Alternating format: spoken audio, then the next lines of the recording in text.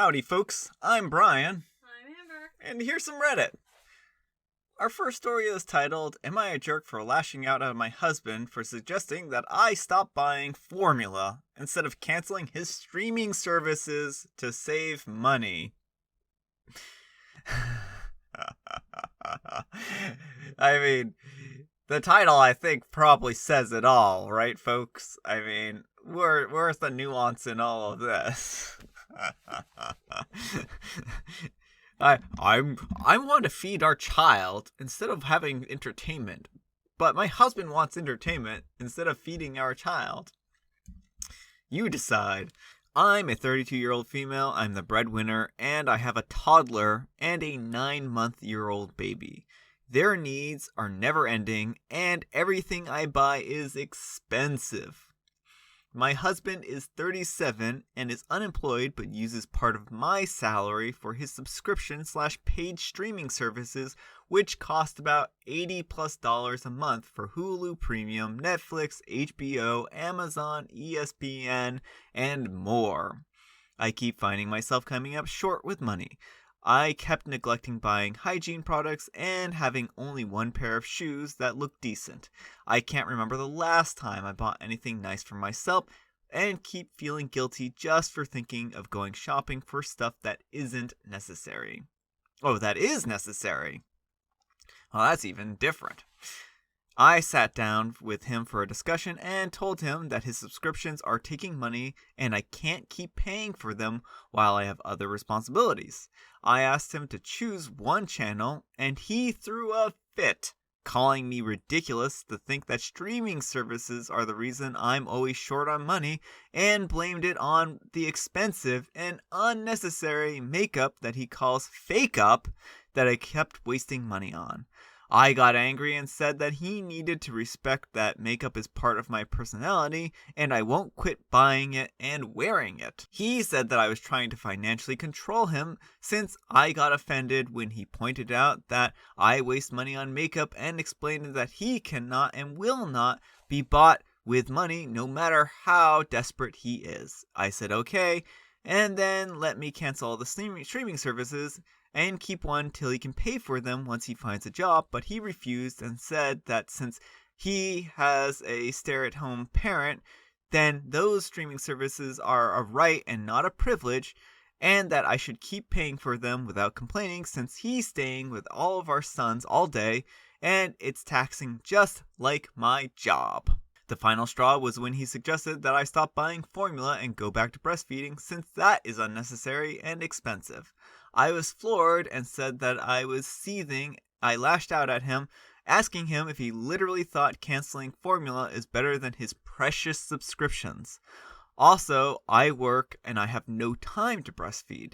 He just said he doesn't know what it is anymore and that I was pushing him, but I told him he no longer had the choice and I'll just stop paying for all his channels and subscriptions altogether, which had him reply that I was being unfair and unappreciative of his efforts. He stormed off after calling me controlling and kept cold shouldering me. Am I the jerk? Edit. No. He has left previous job due to issues with his employer. He struggled with finding another job in his field and refused to work in other related fields, saying that his dignity won't let him since he's worked hard for his degree. My makeup gets replaced every few months and it normally costs $50 plus, but that's every few months and not every month. I stopped breastfeeding for health reasons and now I work, but he never stopped criticizing my decision to use formula, calling it a waste of money when I could push past the pain and provide our son with real benefits. I still do a majority of the work around the apartment. All right, folks. Jerk, not the jerk. Not the jerk. You know, financial issues are really difficult, especially when you are short on cash and you have to make sacrifices. And it sounds like he is doing childcare during the daytime, but he's also, you know, if you're short on money, you're short on money. There needs to be sacrifices that are made here. And, you know, the thing is that you are not buying things that are a necessity because you feel guilty. And while $80 a month, might not seem like a lot to him, but if $80 a month is going to be able to buy you a new pair of shoes that you need, or provide other necessities like hygiene products, then I mean, I think that $80, hygiene products and new shoes are more valuable in some respects than entertainment. And I mean, if he's tell him to take up watching YouTube. I've got a channel. Plenty of content. So no, I think that OP isn't the jerk in the situation. I think that he's trying to compare apples to oranges, and while makeup might not be a necessity, if this is something that she needs and feels, it certainly isn't on the same level, I think, as like a subscription service, and especially when he could just cut back. So I don't know. It's not even like she's telling him that he can't have any, streaming services. She's just saying, please, can you choose one? And he's like, no, I want all of them. Which I think is a little bit of an unreasonable stance. So yeah, I don't think that OP is really the jerk in this situation. It is really hard to have financial issues. So yeah. Anyhow, take care and good luck. What efforts? He's contributing nothing financially. You are not the jerk, and you can spend your hard-earned dollars however you like. And OP replies, I'm not sure since I still do the cooking and cleaning and washing after I get home, but he says that's part of my chores, so I shouldn't complain. I mean, I really feel like if he's... This is really difficult because it doesn't sound like he's doing like all the stay-at-home parenting stuff. I mean, he's still expecting OP to do like a vast majority of like the house care and cleaning, it seems like, while he's doing the child care. And this isn't a good situation for OP at all. That's not true. In some areas, the financial contribution is childcare. Where I live, for example, daycare can easily be over $50,000 a year, which is a full salary for some people. When one partner stays at home for purposes of childcare, they are providing a service with an inherent value. Whether or not he does that service well does not mean the service itself has no value. We need to do away with this line of thinking that stay-at-home parents do not provide financial benefit to their household. They do, and I do agree on that. I do think that he does provide a financial benefit to the household. Like, they would have to outsource the childcare somewhere else, but the fact of the matter is that if they're still short on cash, then sacrifices need to be made. I mean, that's the reality of it. It doesn't sound like a healthy financial situation. Our next letter is titled, Am I a jerk for telling my fiance that I'm not willing to lie about how we met to her family and her friends? I met my fiance online on a dating app, and we've been together for 2 years now and got engaged recently. However, she keeps telling me that during the wedding, she wants me to give a speech talking about how I met her while she was working at a coffee shop, and I was so attracted to her that it was love at first sight, and I immediately asked her to be my girlfriend. She says that this will make her look better and will make her look good to her friends if I say that she was so beautiful that I immediately asked her out. To clarify, she's saying that I have to say that I asked her to be my girlfriend right at the counter without even having any sort of conversation with her first. The only problem is that I feel very uncomfortable with this untrue version of events. I am happy to say that she is beautiful and that I really love her personality and that we have a great connection, but I am uncomfortable with this portrayal of myself as some sort of creep who asked a complete stranger out to be my girlfriend. There are other lies that she wants me to go along with too. For example, that I inherited a house from my grandparents, but she keeps asking me to tell her friends and family that I myself paid for it and bought her the house because she is so special. After I said no, she has been saying that I care more about the opinions of other people. What a backward... OP, you care more about the opinions of other people by telling the truth than how she feels, and that she is reconsidering if she wants to be with someone who isn't on her side. Do I have a point, or does she? Oops, my computer just overheated and restart, so we'll just continue from where I was. I just can't believe that she flipped the script on him like this and is like, oh, yeah, you're the one who actually cares about what other people think, even though I literally admitted that this will make me look better to other people. And it's just ridiculous. She's being narcissistic, so, yeah, I don't think OP's the jerk so far. Let's read the end of this. Just to be clear, my fiancée said that the reason that she wants me to do the speech and tell everyone that I bought her a house is so that her friends will envy her. She has already told her friends and families those things, but it's another thing that she wants me to actually talk about them and lie about those things. She knows that my friends and family already know that I inherited the house and that we met on a dating app. But she says that I have to warn them not to say anything and to pretend to believe me at the wedding. I want to rewrite history.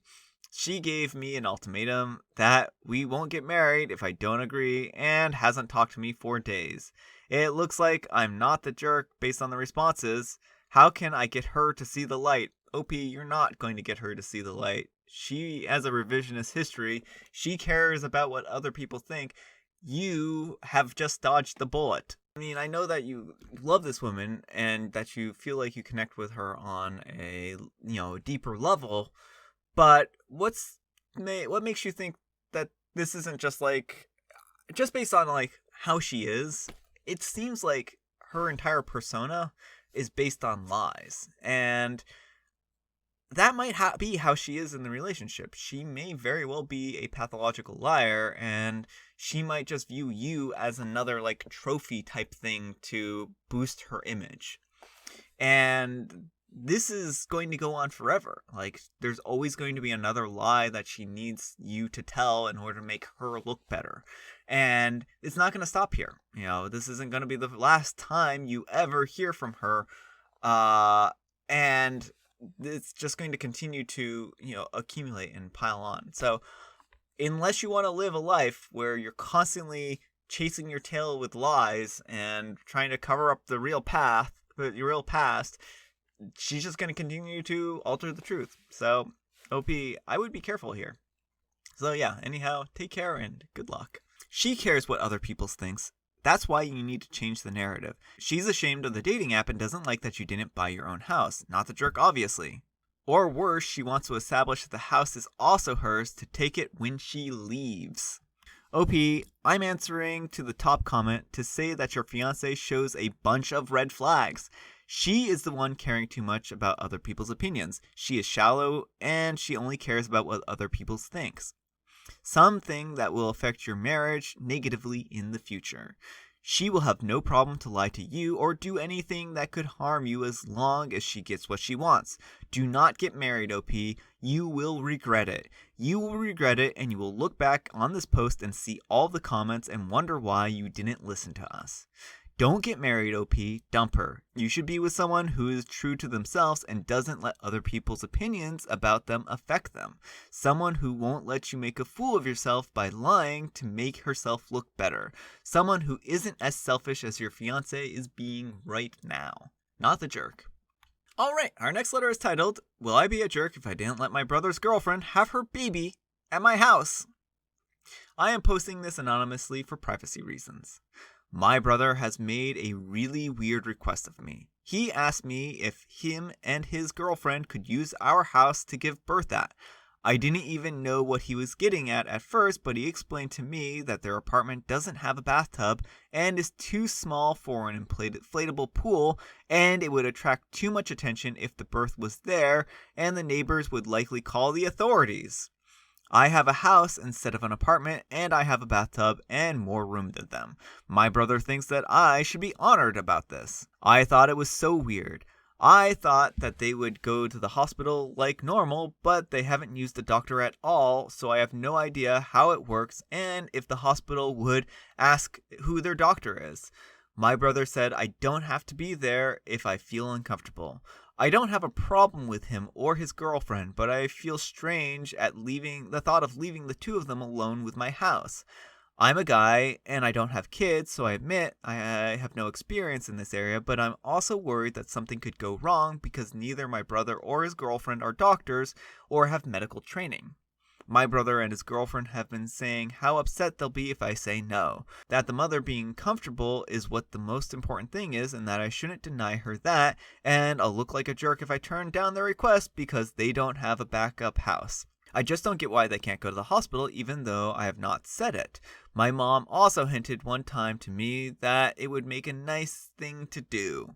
Will I be a jerk if I didn't let them use my house for a birth because it makes me feel weird and uncomfortable, and I would prefer if they used the hospital? Alright folks, what do you think? Jerk or not the jerk? Not the jerk. This is such a unique situation. Never once did I ever think, looking at Reddit posts, that I would come across, or Amber would come across, a post like this. How peculiar. Your brother and his girlfriend want to use your house for a home birth, and you have no idea if they're using a midwife or not, or doing this in a medically safe way. This seems questionable. I can understand them wanting to be comfortable. I think that they certainly, if they want to have a home birth and they are taking the appropriate measures to have a home birth safely, there's nothing wrong with a home birth. But it is an awful lot to ask of somebody to have a home birth at someone else's house. And yeah, I mean, certainly, the biggest thing I would have a question about is whether they're doing this safely or not. If they have a certified midwife and they're able to do the care and they've been doing the prenatal care properly, then there's probably not a problem. And, midwives also are trained in handling emergency situations, and sometimes you have to go to the hospital even if you have a midwife. It's just the reality of it. It's just home births don't always work out 100%. So that isn't my problem with this situation, but it is an awful lot to ask somebody to borrow their house for a home birth if they're not really comfortable with that. And I don't blame OP in the least for not wanting this, but I'd be actually really curious about what folks have to say in the comments about this one. So, if OP's uncomfortable, maybe they should find a different location. I mean, there are probably other options for home births. Maybe they could do an Airbnb for a day. I'm just kidding about that. So, yeah, anyhow, take care and good luck. Not the jerk, I would not feel comfortable with a first-time birth with no medical backup planned in my home. I mean, it's a strange request anyways, plus it requires a lot of flexibility. You could be on call for 4 weeks with everything that it entails, and then potentially not get your home back quickly afterwards, even if it all goes perfectly. Direct them to find a doula, I don't know what a doula or medical advice to go from there. There is no need to lend them your home. What is a doula? A medical provider, kind of like a midwife. They don't necessarily have they have some kind of training. I don't know how much, but they are a medical a person to assist them through the birth. Plus, if something bad happens at his house, it's possible there could be legal consequences. They don't even know if the fetus is breached or has any medical conditions that would require a doctor to be there. It's way too risky. Not the jerk. I did think about the legal ramifications there. I mean, it's difficult because there are certain situations. I don't know how much the law would protect them under this. All right, our next letter is titled, "Am I the jerk for buying my daughter a better tasting toothpaste?" Okay, this is weird, but hear me out. My wife discovered a week ago that my daughter, a 14-year-old female, has not been brushing her teeth. She went completely crazy, calling my daughter insane, unhygienic, stupid, and germy. And my daughter started crying. I wonder why. Well, that is not the way. Bully your daughter into. Yeah, that's healthy. She ran to me and I sat down with her and waited for her to stop crying, then gently asked her what the issue was. She replied that she couldn't stand the toothpaste and the aftertaste of mint toothpaste. I said that was fine and bought her another one, which was strawberry flavored. and now she's happy and brushing her teeth regularly. Now for the jerk part. My wife is now constantly accusing me of babying a teenager and that she's too old for flavored toothpaste and that she was emotionally manipulating me. I was livid and told her to stick to our son, he has always been her favorite, and to leave our daughter to me. She got very upset about it and won't talk to me anymore or my daughter, which is also making my daughter upset because she has severe anxiety. I don't want to apologize because there's no fault of mine, but I think I will because of my daughter. Am I the jerk? Alright folks, what do you think? Jerk? Not the jerk? Very much not the jerk as a person who uses strawberry toothpaste as an adult. So, they sell strawberry toothpaste for a reason, right?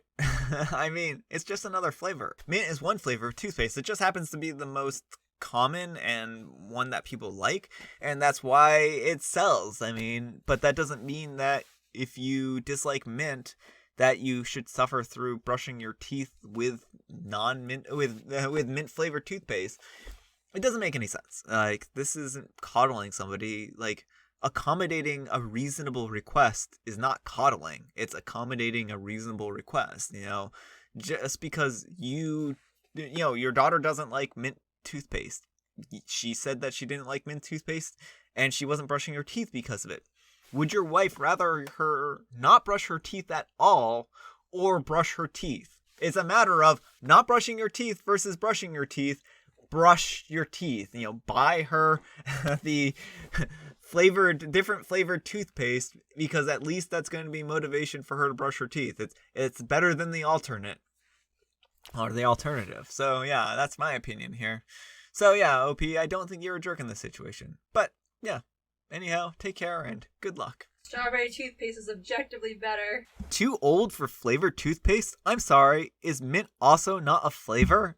Sounds like you found a solution for your child, whereas your spouse just resorted to verbal/emotional abuse. Yeah, that's actually a huge thing in this post that I really didn't appreciate. It was the wife just immediately jumping in and bullying the daughter, calling her names and stuff like that because the daughter had a problem, and that was completely unreasonable. It was not a good response to the situation. Sitting down with the daughter and asking her, "Hey, what's wrong? Why aren't you brushing your teeth?"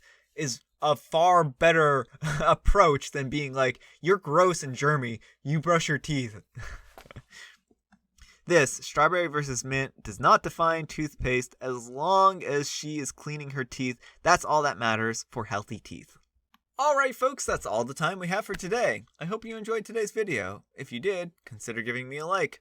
And if you didn't, consider giving me a dislike. Thanks so much for watching, and I'll see you all tomorrow. Bye!